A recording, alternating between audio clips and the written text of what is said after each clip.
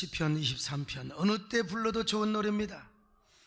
아무리 좋은 시도요 한쪽 구절만 딱 읽으면 어색한 부분이 있을 수가 있습니다. 그러나 시편 23편은 어느 쪽을 갈라놓고 봐도 아름다운 시입니다. 우리 영혼을 평온하게 하고 행복하게 하고 만족하게 해주는 시지요. 여호와는 나의 목자시니 내가 부족함이 없으리로다. 이 한 구절만 보아도 얼마나 아름다운지 모릅니다. 그가 나를 푸른 풀밭에 놓이시며 쉴만한 물가으로 인도하시는도다. 여러분, 얼마나 우리 영혼을 아름답게 하고 그리고 평온하게 해주는 구절인지 알 수가 없습니다. 또한 이렇게 시편은 이어갑니다. 주께서 내 원수의 목전에서 내게 상을 차려주시고 기름을 내 머리에 부으셨으니 내 잔이 넘치나이다. 참으로 아름답고 우리 영혼을 얼마나 평온하고 행복하게 해주는 구절입니까? 오늘 여러분의 잔이 넘치시기를 바랍니다. 그래서 내 잔이 넘치다고 나는 행복한 사람이라고 고백할 수 있기를 바랍니다. 양들은 저녁이 되면 푸른 초장에 있을 수가 없습니다. 언제나 저녁 내내 잔잔한 물가에만 있을 수는 없습니다. 아무리 목자가 양을 잘 지킨다 할지라도 저녁이 되면 맹수들은 사냥의 천재가 됩니다. 포획과 노략의 명수가 되는 것입니다. 그러니까 저녁이 되면 반드시 임시로 만들어 놓은 양 우리 안에 들어와야 합니다. 목자는 항상 광야에서도 양을 아무렇게나 재우지 않습니다. 돌을 쌓아놓고 양 우리를 만듭니다. 광야에서 임시로 만들어 놓은 저 양 우리가 있어요. 이제 버리고 가서 그렇지 저 안에는 돌이 있을 수가 없겠죠. 바로 저 양 우리에다가 양을 들어가게 하고 목자는 그 양 우리의 문에 비스듬히 기대어서 양을 지킵니다. 그러므로 그 양들은 양 우리 안에만 있으면 절대로 안전합니다. 아무리 배짱이 좋은 늑대도 곰들도 돌로 쌓아놓은 이 경계선을 넘어올 수는 없습니다. 왜냐하면 양 우리의 경계는 바로 목자의 절대 주권 안에 들어있기 때문에 그렇습니다. 그런데 하루 일과를 마치고 우리 안으로 들어오는 양에게는 목자는 마지막으로 인자와 사랑의 손길을 베풀어 줍니다. 그 인자하고 사랑이 넘치는 마지막 손길이 바로 양들의 목덜미에 기름을 부으며, 그리고 이제 어떻게 합니까? 손으로 양들의 머리를 쓰다듬어 주는 것입니다. 자, 저기 바로 기름병이 바로 양에게 기름을 부어주는 그런 병입니다. 물론 기름만 부어주는 것이 아닙니다. 개별적으로 양들의 이름을 불러주죠. 그러면서 손으로 머리와 목덜미를 쓰다듬어 주는 것입니다. 이때 부는 기름은 올리브 기름입니다. 자, 그러면 양들은 너무나 만족하고 행복한 표정으로 들어가서 고나게 잠을 잡니다. 그리고 목자는 저녁 내에 양 우리를 지키죠. 물론 목자도 양이 잘 때 잡니다. 그런데 목자는 아무 생각 없이 코를 골고 자는 게 아닙니다. 여러분, 잘 때 긴장하며 자요. 그리고 한눈을 뜨고 잡니다. 혹시 여러분 졸리는 사람도 한눈을 뜨고 주시기를 바랍니다. 하여간 목자는 양을 그렇게 지켜줍니다. 그래서 혹시라도 잠자는 양이 잠을 자지 않고 매 울거나 그리고 저 멀리서 늑대나 하이에나 울음소리가 들리면 당장 눈을 뜨고 양우리를 한 바퀴 돌며 잘 여러분 둘러봅니다. 그래서 양들은 안심하고 목자를 믿고 잠을 잘 수가 있습니다. 다윗도 이 사실을 깨달았습니다. 하나님이 나를 이렇게 지켜주셨구나. 기름을 부어주시고 내 영혼의 잔을 이렇게 넘치게 하여 주셨구나. 오늘 우리도 마찬가지입니다. 하나님은 언제나 여러분의 머리에 기름을 발라주시고 여러분에게 성령 충만의 은혜를 주심을 믿으시기 바랍니다. 언제나 우리의 잔을 넘치게 하시는 하나님, 여러분 올리브유 대신에 성령의 기름을 발려주시며 우리의 영혼의 잔이 넘치게 하시는 하나님이십니다. 양들이 양우리에 올 때마다 목자가 기름을 발라주듯이 하나님도 하나님의 전에 오는 여러분에게 오늘도 성령의 임재로 함께 하시기를 바랍니다. 언제나 하나님께서 우리에게 영혼의 잔이 넘치게 성령을 부어주실 줄로 믿습니다. 그러면 왜 목자가 양에게 기름을 부어줄까요? 그리고 양들을 그 손으로 쓰다듬어 줄까요? 몇 가지 이유가 있는데, 첫째로 양들의 상처를 치유하기 위해서입니다. 아무리 푸른 초장과 쉴 많은 물가에 다녀왔다 하더라도 양들 중에는 상처 입은 양들이 있습니다. 왜냐하면 사망의 음침한 골짜기 내지는 거친 길을 걷다 보면은 여러 가지로 상처를 입을 수 있습니다. 그리고 이 또래가 있던 좀 오버하는 양이 있어요. 괜히 말이요, 지가 가시밭길로 가다가 다리를 찔려갖고 매 하고 따라와요. 그때는 목자가 기본적으로 양들의 머리에다가 기름을 부어주지만 몸 전체를 다 살펴봐요. 속을 살펴보고 꼬랑지까지 발목까지 다 살펴봅니다. 어디 다친 데가 없나? 그리고 상처가 있으면 거기에 올리브 기름을 발라줍니다. 올리브 기름은 상처를 치료하는데 탁월한 효과가 있습니다. 그런데 저녁에 잠을 자고 있는데 곰이나 사자의 울음소리가 들릴 수가 있습니다. 이럴 때 겁 많은 양은 쇼크 상태.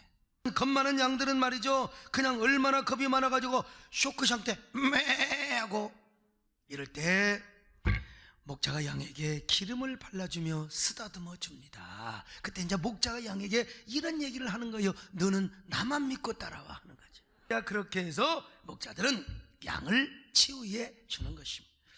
양들에게 있어서 올리브 기름은요, 우리에게 호랑이의 연고와 같다고 할 수가 있습니다. 그런데 다윗이 목동생활을 하면서 이것을 깨닫는 것입니다. 하나님이 자신의 목자가 되어주셔서 자신의 마음의 상처를 치유해 주셨다는 것입니다.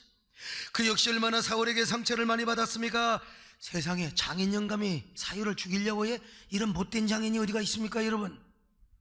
나도 예비 사유가 있는데 그 사람을 보면 내가 얼마나 자식 같고 막 얼굴을 비벼주고 싶은데 징그럽다고 안 대줍니다 여러분. 이래야지 어떻게 여러분 저렇게 사유를 잡아 죽이려고 하면 되겠습니까? 아마 우리 정권사님이 다니면서 아이고 우리 소목사님이 나한테 이렇게 못하고 말이요, 그러면 어떻게 되겠습니까? 어떻게 되겠어? 이 사위가 이거요 여러분, 이 사울이 미친놈 아닙니까? 그러니 다윗이 얼마나 상처를 안 받을 수 있겠어요? 밤마다 동굴에 숨어서 그 일을 생각하면서 얼마나 상처를 받았겠습니까? 그 생각을 하면 얼마나 여러분 절망적이겠어요? 그런데 하나님이 오셔서 다윗을 어루만져 주셨습니다. 머리에 기름을 부어 주셨습니다. 상처난 마음을 어루만져 주셨습니다. 사랑으로 기름 부음을 준 것입니다. 저녁이 되면 다윗의 어느 동굴에 가서 숨었을 거 아니요. 그때마다 하나님이 다윗에게 기름을 발려주면서 다윗을 위로하고 격려해 주시는 것입니다. 다윗아, 내가 너와 함께한다. 내가 너를 이렇게 사랑하고 있지 않느냐? 언젠가 너는 이스라엘의 왕이 될 것이다. 사울은 망하지만 너는 반드시 내가 복을 줄 것이다. 너는 전무후무한 이스라엘의 왕이 될 것이다. 이렇게 위로하면서 하나님은 다윗의 마음에 상처를 치유해 주십니다. 것입니다. 오늘 우리도 마찬가지입니다. 우리도 인생을 살다 보면 어두운 골짜기를 통과할 때가 있습니다. 사망의 음침한 골짜기를 통과할 때가 있습니다. 그러다 보면 여러분 마음에 상처를 받을 때가 있어요. 이때 여러분 우리 주님께서 우리 마음에 기름을 부어주십니다. 할렐루야. 성령으로 함께하여 주십니다. 우리에게 위로의 기름을 발라주시면서 우리 마음을 치유해 주시는 거요. 사랑하는 아들아, 내가 너를 사랑한다. 내가 너를 잘한다. 사랑하는 딸아, 내가 너를 잘한다. 내가 너를 축복해 주리라. 내가 너의 마음을 아노라. 내가 너를 사랑한다. 반드시 복을 주리라. 우리 주님은 우리에게도 성령의 기름을 부어주십니다. 신약에서 이렇게 말씀하지 않습니까? 요한 1서 2장 20절입니다 시작. 너희는 거룩하신 자에게서 기름 부음을 받고 2장 27절입니다 시작. 너희는 주께 받은 바 기름 부음이 너희 안에 거하나니. 기름 부음, 성령 받음을 이렇게 아주 은유적으로 표현을 하고 있습니다만은 여러분 성령의 기름 부음으로 하나님은 오늘 우리의 마음을 치료하고 계십니다. 여러분의 마음을 만져주고 계십니다. 그런데 저는 이러한 치유의 은총을 하나님께서 우리 대한민국에도 베풀어 주시기를 바라며 기도하고 있습니다. 우리 대한민국은 온통 분노와 상처로 얼룩져 있습니다. 국가 지도자는 지도자대로 날개 축제가 완전히 잘라져 버렸어요. 상처를 입었어요. 국민은 국민대로 분노하며 마음에 큰 상처를 입었습니다. 금요 철학기도 이후에 어떤 분이 중직자인데 저에게 이런 문자를 보냈습니다. 목사님, 철학기도 시간에 은근히 박근혜 대통령을 옹호하는 분위기로 기도를 인도하시는 것처럼 느껴졌습니다. 물론 그것이 아니었다면 용서해 주십시오. 그러나 저는 아니라고 생각합니다. 대통령이 되어가지고 그럴 수 있습니까? 온 국민이 분노하고 적개심을 품고 있습니다. 국민의 심판을 받고 마땅히 물러나야 합니다. 이렇게 문자를 보내왔어요. 여러분, 목사인 저 자신도 왜 그런 마음이 없었겠습니까? 어떤 면에서 그분의 말씀이 100번 1000번 맞습니다. 내가 그렇게 답도 해줬어요. 제 마음속에서도 상실감이 큽니다. 여러분, 목사의 눈으로 볼 때 어떻게 한 국가의 지도자가 사교의 농간에 넘어 놀아다다니, 여러분 이건 진짜 여러분 분노할 도 다르니까 우리 기독교인으로서. 그러나 여러분 분노하는 마음을 그대로 존중하면서 그러나 정말로 대한민국을 사랑한다면 우리는 한쪽 시각에서만 바라보고 분노해서는 또 아니 된다, 이런 생각을 해봅니다. 왜냐하면 우리 국민 중에는요, 무조건 잘하든 못하든 간에 사실 그래서는 안 되지만 잘잘못은 따지면서 지지를 하고 해야 되겠지만 무조건 대통령을 지지하는 사람들도 많이 있습니다. 그러므로 대통령이 그대로 그냥 물러나 버리면 국민 간의 갈등과 충돌, 걷잡을 수 없는 국민, 이거는 계속해서 이게 충돌의 연속으로 갈 수 있다고 봐요. 그뿐만 아니라 당장 국가 지도자가 물러나면 곧바로 막 뻔한 거 아닙니까? 사법 처리되겠죠. 전 세계 얼마나 망신거리가 되겠습니까? 그래서 저도 의식 있는 야당 정치인들과 몇 명 통화를 제가 어제 해보았습니다. 다 그분들도 속으로는 이런 염려를 하고 있는 것을 제가 보았습니다. 그런데 더 아쉬운 것은 바로 청와대가, 대통령을 모시는 사람들이 이런 사안의 심각성을 모르고 있다는 것입니다. 대통령께서도 마찬가지고. 제발 어정쩡하게 대응을 했다가 이렇게 민심을 성나게 한 것은 이거는 큰 책임도 있다고 봐요. 성난 민심도 달래고 국가 지도자는 지도자대로 살아갈 수 있는 윈윈의 길을 얼마든지 과감하게 선택할 수 있는 길도 있었는데, 그래서 의식 있는 야당 정치인들이 저에게 이런 얘기를 하잖아요. 한국교회 원로를 비롯해서 목사님 한두 주간 더 시간 내서 이 전국을 좀 잘 풀어가도록 좀 목사님이 그런 역할을 해주시기를 바랍니다. 여러분, 제가 아무것도 할 수 없습니다. 저도 여러분 2주 전부터 우리 한국교회 원로들을 얼마나 세상말로 똥 빠지게 찾아다는지 몰라요. 나는 아무것도 못한다. 각자 생각도 다르고. 다만 저는 한 국민으로서는 분노합니다. 그럼에도 불구하고 목회자의 마인드로서 또 삭개오를 찾아오셔서 은혜와 사랑으로 변화시켜 주셨던 우리 예수님, 그리고 가늠한 여인에게 죄사함을 베풀어 주신 그 예수님을 제가 바라볼 뿐이죠.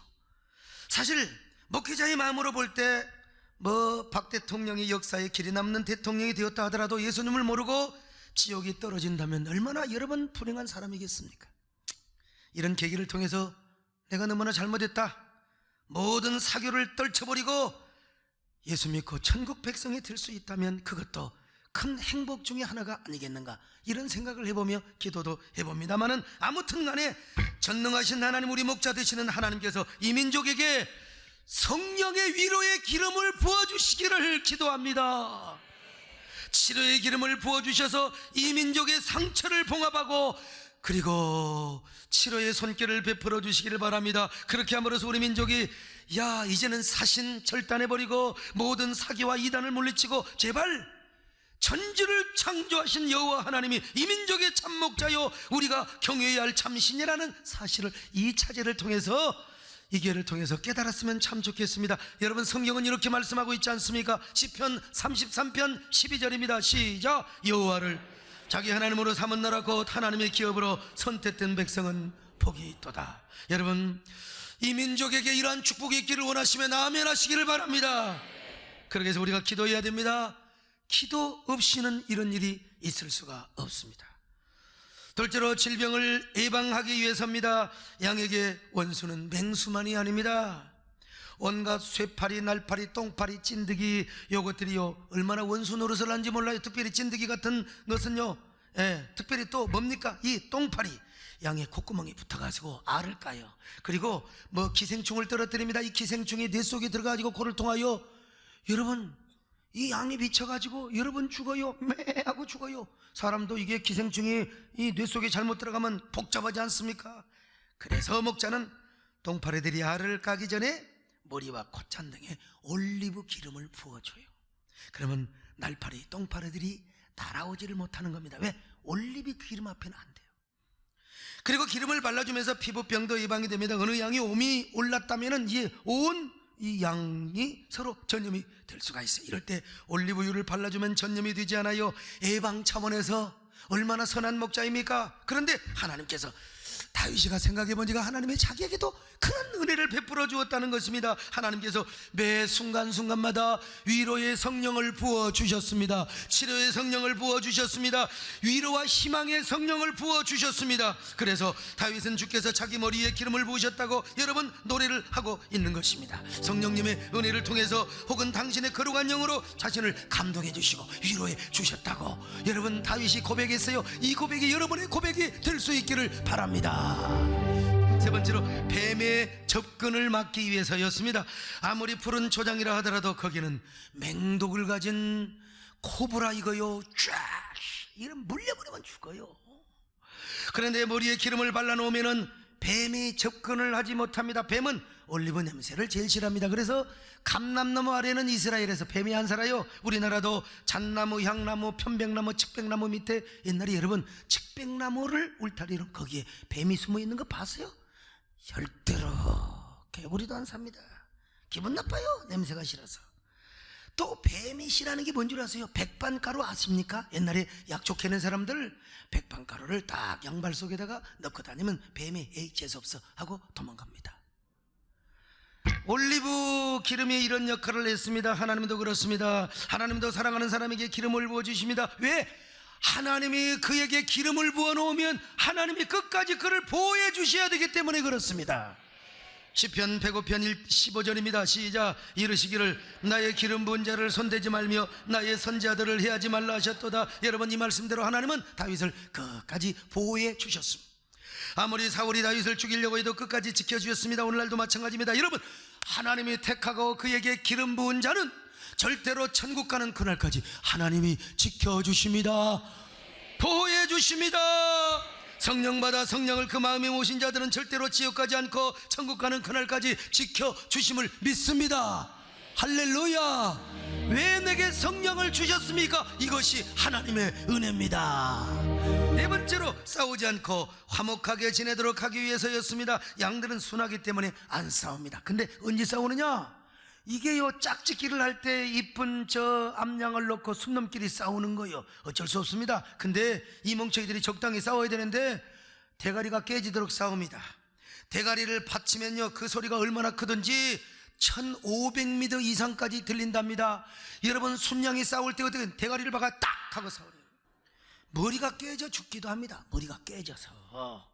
이런 싸움을 자주 하는 양에게는 목자가 미리서 기름을 반닥반닥 발라놓습니다. 이마에다가. 그러면 싸우다가 미끄러워서 못 싸워요. 싸워봤자 픽 안 돼 싸움이요. 그래서 기름을 발라주는 것입니다. 여러분 마찬가지로 하나님께서 우리 안에 화목의 영을 보내주셨습니다. 그 화목의 영이 무엇입니까? 성령이십니다. 성령님은 화평의 영이시고 화목의 영이십니다. 성도들도 은혜와 성령이 충만하면 안 싸워요. 근데 한 번 싸우면 안 싸우다가 한 번 싸우면 지방법원, 고등법원, 대법원까지 올라갑니다. 이걸 가지고 싸우고 저걸 가지고 싸우고. 그런데 여러분 그건 성령 충만하지 않아서 그래요. 성령 받으면요 몇 번 싸우다가 이마박에 미끌미끌해가지고 아하 이게 하나님이 싸우시는 걸 별로 기뻐하지 않는구나. 하나님은 화목 안 하시는구나. 여러분 인간적인 오기 같아서는 끝까지 물고 들어지겠는데 성령님 때문에 싸울 수가 없습니다. 여러분 이래서 기름 부음 받는 게 중요합니다. 성령 충만이 중요합니다. 여러분 성령 충만을 사모하십시다. 다투지 마십시다. 싸우지 마십시다. 언제나 화목하게 사십시다. 저는 우리 하나님께서 이런 화목의 기름 부음을 우리 민족의 광야에도 내려주시기를 바랍니다. 민족의 가슴과 가슴마다 분노와 적의와 적개심을 버리고 서로 예수 그리스도 안에서 사랑하는 한 대한민국이 이루어지기를 원합니다. 어제는 대통령 물러가라고 광화문 광장에서 100만 명, 세상에 6.29 선언을 하게 한 이 100만 명 이후로 처음으로 모였다는 것입니다. 서울 한복판에서 성은한 민중들이 분노의 횃불을 지켜든 거예요. 서로 국민과 국민이 충돌하는 거예요. 대한민국 안에서 내적 소모전을 이루는 것입니다. 자, 이렇게 되면 걷잡을 수 없는 국민 갈등과 충돌이 일어나게 됩니다. 물론 이런 계기를 통해서 정의로운 대한민국, 법치의 대한민국, 그리고 진일보한 대한민국이 이루어질 줄로 저는 확실하게 믿습니다만은요, 저는 목사요 종교 지도자의 한 사람으로서 이러한 면이 염려가 되는데, 그래서 하나님께서 우리 목자가 되실 뿐만 아니라 우리 한민족의 목자가 되어주시기를 바라며 대한민국의 목자가 되어주시기를 기도하는 것입니다. 그리고 이 민족의 화목의 영을 내려주시기를 기도합니다. 화목의 기름 부음을 베풀어 주시기를 바라고 있습니다. 여러분도 그렇게 원하시면 아멘 하시기 바랍니다. 마지막으로 사랑을 확인하고 칭찬과 격려의 보상의 의미로 기름을 부어주셨습니다. 여러분, 기름 붓는 중요한 이유가 또 하나 있는데 뭐냐? 사랑을 확인하고 칭찬하고 격려하고 보상하기 위해서라는 것입니다. 양떼들은 푸른 초장, 쉴만한 물가를 거쳐서 양의 우리로 돌아옵니다. 목자가 양의 우리로 잘 데려왔습니다. 이제 목자는 양의 이름을 하나하나씩 부르면서 기름을 붓습니다. 머리를 쓰다듬어 주는 거예요. 여러분, 양들의 이름이 다 있습니다. 이스라엘의 목자들은 아이고 양순아, 양돌아, 그리고 양님아, 또 뭐가 있을까요? 하여간 또 양철아, 남자들이 양철이라고 그랬죠. 하여간 이름을 다 불러줍니다. 사랑하는 양돌아, 양순아, 너는 정말 나의 귀한 존재고 나의 귀한 양이다. 그래서 나는 너를 끝까지 지켜줄 거야. 너는 내가 너를 얼마나 사랑한 줄 알아? 오늘 저녁만 지켜지는 것이 아니라 나는 앞으로도 끝까지 너를 지켜줄 거야. 내일도 너를 푸른 초장 맑은 물가로 인도해 줄 거야. 그러니까 너는 나만 믿고 따라오라는 거예요. 너는 나만 믿고 따라와. 내가 너를 지켜줄 거야. 여러분 아는 노래만 하지만 아무튼 내가 너를 지켜줄 것이니까, 이런 의미에서 기름을 부어주는 것입니다. 기름을 바르면서 머리를 쓰다듬어 주는 것입니다. 이건 뭐냐? 양과 목자 사이의 일종의 기름 언약이라고 표현할 수 있어요. 그럴 때 양들은 너무 걱정 없이 이제 우리 안에서 평안하게 잠을 자는 것입니다. 이제는 맹수 소리 들려도 괜찮아, 하이에나 소리가 들려도 괜찮아요. 아무리 사자 소리, 곰 소리가 울려도 괜찮습니다. 물론 의인법적인 표현이지만 이렇게 양들이 생각하는 거예요. 목자가 나를 이렇게 사랑해주고 내 머리에 기름까지 발라주면서 내 이름을 불러주며 나를 지켜준다고 약속을 했는데 내가 뭐가 겁이 날 게 뭐가 있어? 오늘 우리 수능생들 왔는데, 아니 하나님이 나에게 기름을 발려주며 나에게 지혜를 준다고 내가 너와 함께하리라고 약속을 했는데 내가 두려워할 게 뭐가 있어? 겁날 게 뭐가 있어? 모르면 찍어! 아마도 다윗은 바로 이 사실을 강조하고 있는 것 같습니다. 고대 근동에서는 목자를 이상적인 왕으로 생각을 했습니다. 그래서 왕 대신 하나님께서 다윗에게 왕의 기름을 부어주신 거요. 정말 수고했다고, 지금까지 고생이 많았다고. 그러면서 기름을 딱 부어줬는데 기름 부음의 결과가 무엇입니까? 다윗이 이렇게 고백하는 거요. 내 잔이 넘치나이다. 하나님, 내 잔이 넘칩니다. 여러분, 이거는 양의 입장에서 볼 때 무슨 표현이냐? 물통이 차고 넘친다는 말입니다. 만약에 목장 주변에 쉴 만한 물가가 없다면 목자는 물을 우물에서 길에다가 갖다 줘야 돼요. 목자들이 양물통에다가 물을 부을 때 양들은요 물냄새를 맡는답니다. 우리는 물냄새를 잘 모르잖아요. 양들은 물냄새, 저 물통에다 물을 갖다가 부어놓으면요 양들이 말이요 확 물을 마셔. 그래서 여기서 내 잔이 넘치나이다, 이걸 양의 표현으로 얘기하면 물통이 차고 넘친단 말입니다. 이거 의인화해서 표현한 것이죠. 그런데 부지런한 목자는 양들의 물통에다가 가득가득 채우지만 사건이나 게을러 터진 목자는 적당하게 채워요. 그러니까 사건은 사건인 거예요. 양이 100마리가 있다고 할 때 옛날 목동들이 양들에게 흡족하게 먹이기 위해서는 2시간 동안을 물을 길러 날라야 한다는 겁니다. 그런데 사건 목자는 한 30분 하고 말라버려요. 참된 목자는 힘들지 않습니다. 양들이 맛있게 물을 마시는 모습을 보고 이마에 땀이 흘러도 흐뭇합니다. 그리고 양들도 물통이 차고 넘칠 때 더없이 행복한 고백을 합니다. 목자여, 내 잔이 넘치나이다. 나의 물통이 넘칩니다. 아마 이렇게 어떤 양은 고백할지도 몰라요. 내 뱃돼지가 터져 죽겠네요. 아마 이렇게 여러분 얼마나 행복하지 않을 수 있겠습니까? 그래서 이런 선한 목자를 만난 양은 물을 마시면서 여러분 얼마나 행복하겠습니까? 여러분, 목사도 자기 몸을 돌보지 않고 성도들의 행복한 신앙생활을 위하여, 한국교회의 생태계를 지키기 위하여 정말 몸을 돌보지 않고 수고하는 목자가 참 목자라고 믿습니다. 여러분, 그런데 여기서 내 잔이 넘치나이다 라는 말은 자신의 만족감과 행복감을 나타내는 말이요, 나는 부러울 게 하나도 없습니다. 아니, 배가 터져 죽겠는데 내가 무슨 목마르지도 않고 풀도 맛있게 먹고 얼마나 풍요하고 부족함이 없는데 내가 만족스럽다는 것입니다. 여러분, 그래서 오늘 1절에서 여호와는 나의 목자시니 내가 부족함이 없으리로다, 이게 소극적인 표현이라면 내 잔이 넘칩니다, 이거는 적극적인 표현이에요. 자, 이런 모습을 볼 때 하나님이 얼마나 행복하고 기뻐하시겠습니까? 나도 설교할 때 설교를 잘 듣는 사람 보면 힘이 나는데, 이런 배경도 있습니다. 원수들이 전쟁터에 나가서 승리를 하고 돌아오면 왕이 승전한 장군에게 잔치를 베풀어 주지요. 그때 돌아온 장군에게 와인 고대근동에서 포도주를 탁 따라줍니다. 잔이 넘치도록 비싼 어주입니다. 이건 완전히 비싼 와인을 따라주는 거요. 자, 넘치도록 따라줍니다. 그 말은 뭐냐? 승전한 장군을 잊지 않고 존중히 여기겠다는 것 아니겠습니까? 장군, 그대는 나에게 있어서 너무나 소중한 장군이고 나의 신복이요, 얼마나 전쟁터에서 수고가 많았어. 내 그대의 공로 죽을 때까지 잊지 않으리다. 자, 장군 잠 받으시오 하면서 철철철철 여러 번요. 여러분, 이것은 장군에게 있어서, 승전한 장군에게 있어서 최고의 행복이고 최고의 만족입니다. 그때 장군은 너무나 행복해서 찬을 들고 폐하에게 고개를 숙이며 이렇게 고백합니다. 폐하, 황공하옵니다. 폐하, 이제 소신은 죽어도 여한이 없습니다. 신은 앞으로 폐하를 위하여 백골난망으로 충성하겠습니다. 폐하, 만세수를 하옵소서. 폐하. 난 이렇게 한번 연기 좀 해보고 싶겠어. 아무튼 이런 걸 가리켜서 내 잔이 넘치나이다.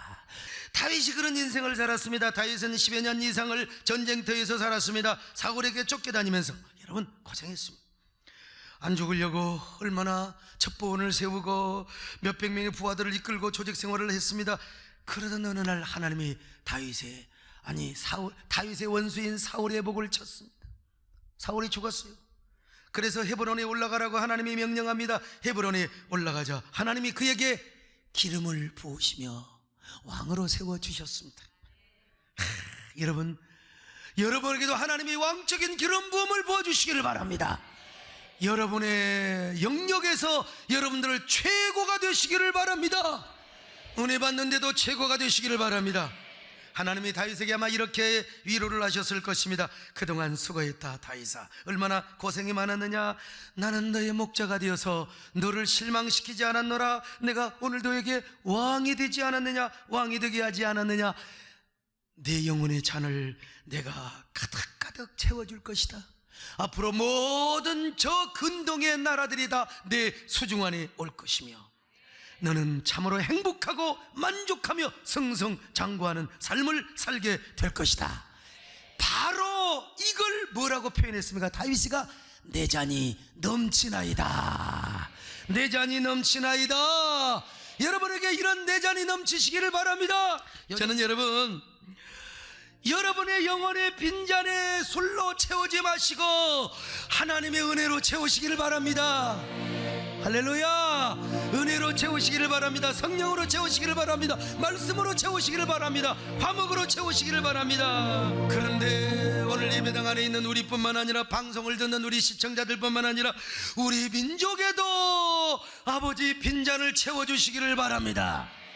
우리 대한민국에도 임하시기를 바랍니다. 그러기 위해서는 우리 민족이 하나님을 경외해야 됩니다. 이번 기회를 통해서 모든 종교의 탈을 쓴 거짓 사교와 사수를 다 물리쳐버리고 여러분, 건전한 종교, 정상적인 종교, 오직 나의 길이요 진리요 생명 되신 예수 그리스도를 우리 민족의 소망으로 삼을 때 우리 한민족이 언젠가 통일을 이루고 이렇게 고백할 수 있을 것입니다. 우리 민족의 잔이 넘치나이다. 벌써 우리는 1년적 11개월째를 살아가고 있습니다. 여러분은 1년을 어떻게 지내오셨습니까? 하나님께서 여러분을 어떻게 인도해 오셨습니까? 어떻게 인도해 주셨습니까? 여러분도 이렇게 고백할 수 있나요? 하나님, 나의 잔이 넘쳤습니다. 내 잔이 너무너무 넘쳤습니다. 힘들면 힘들대로, 어려우면 어려운 대로 나의 잔은 넘쳤습니다. 이렇게 고백할 수가 있나요? 이렇게 고백할 수 있기를 바랍니다. 이런 사람 행복한 사람입니다. 여러분 모두가 이런 행복한 사람이 되시기를 바랍니다. 아무리 국회의원이고 장관이고 대통령이라 하더라도 나의 영혼의 잔은 쫄쫄 말라버리고 밤마다 잠 못 이루는 불안과 고통 속에 살아간다면 이걸 어떻게 행복이라고 말할 수 있겠어요? 여러분, 진정으로 감사와 행복이 넘쳐야 돼요. 여러분, 추수감사 주일입니다. 다음 주는 우리는 농사 짓지 않습니다. 그러나 농사보다 더 귀한 사업과 직장생활을 하지 않습니까? 그러므로 1년 동안 지켜주신 하나님의 은혜와 사랑을 감사하면서 마음껏 감사를 표현하시기를 바랍니다. 저 구약의 수장제를 지키는 것처럼, 그리고 미국의 청교도인들이 추수감사 주일을 지킨 것처럼 여러분이 그런 심정을 가지고 가난한 사람은 가난하게, 그리고 또 넉넉한 사람은 넉넉하게, 여러분 우리가 감사할 때 하나님이 감사의 멸류관을 씌워주시고 기적을 주실 줄로 믿습니다. 참된 만족을 주실 줄로 믿습니다. 우리 수능 학생들은 아주 그냥 수능 만땅의 축복을 받으시기를 바랍니다.